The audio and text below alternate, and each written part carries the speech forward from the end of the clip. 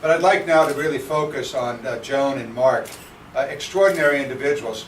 In a very robust and competitive campaign, these two individuals proved that they are quality people. Extraordinary legislators, smart, intelligent, and totally committed to their district. Joan, I want to thank you for making education and the financing of the government your key issue. You really drove that home.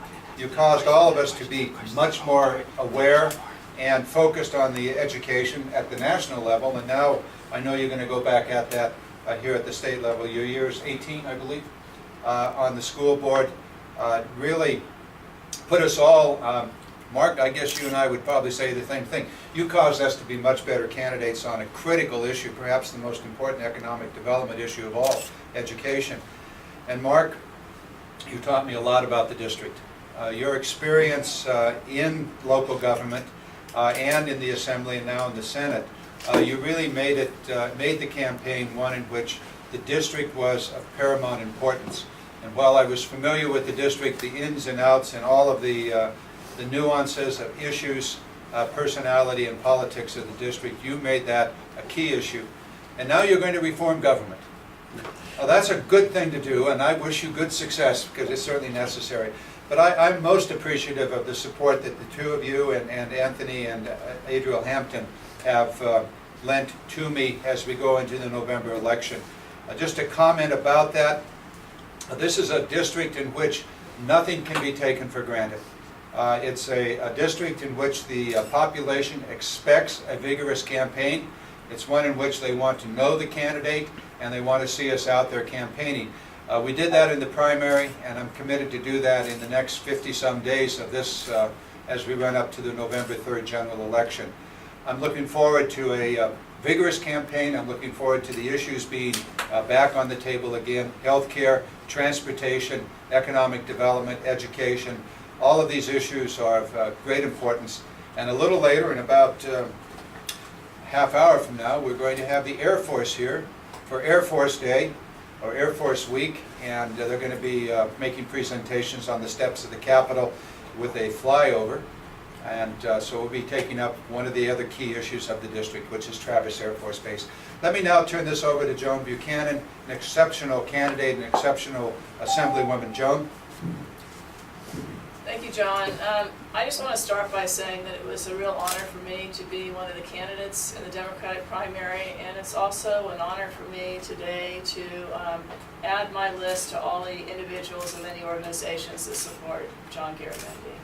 You know, in the primary there were minor differences between the Democratic candidates, but in the general election, believe me, there are major differences between John and his Republican opponent.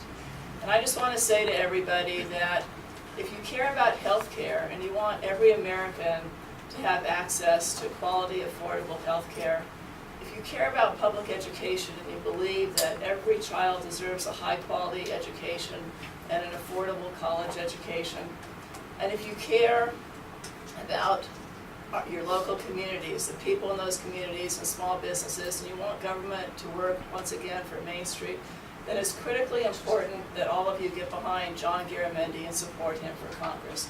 Because I said the differences aren't small, the differences are tremendous. So John, you have my full support as we move forward. I look forward to your being my congressman since I live in the 10th CD. And I look forward to working with you on behalf of all of our local communities. So thank you very much and congratulations. Thank you very much, Joan. Mark? Well, as Joan said, it's a privilege to be here today. I must admit, had a wonderful, relaxing weekend. So did John, I'm told. But it was a tough campaign. It was a robust campaign since St. Patrick's Day in just this past March, when Ellen Tauscher announced that Hillary Clinton had asked her to be her Undersecretary of State for Arms Control. So I'm looking forward to a continued relationship with great representation in the 10th Congressional District, like the relationship that we were able to have with Congresswoman Tauscher. And we will get that with Congressman John Garamendi. I want to also say that this has been an experience of growth for me personally, and it's been an experience where I have gained more and more respect for both of these people. For Joan, for her tenacity, and as The Lieutenant Governor said her full commitment to future generations of Californians, and to John and Patty, who have had a lifetime of public service and commitment to public service and to the Democratic Party. So I look forward to a campaign that clearly will continue the representation, the great representation we've had in the East Bay, people like George Miller and Alan Tauscher, and in the future John Garamendi. And as Joan said, the difference between our nominee and the Republican nominee is like night and day. In the last month, where we've seen the Republican Party, unfortunately, become more obstructionist, whether it's health care or energy reform or helping young people in education. We need a strong voice in Washington. We've had a strong voice in Washington, and we will with John Garamendi as our Congress member. So for all of my supporters, I urge them to get on with the next step in this campaign. We don't want a Republican to represent us in the Congress.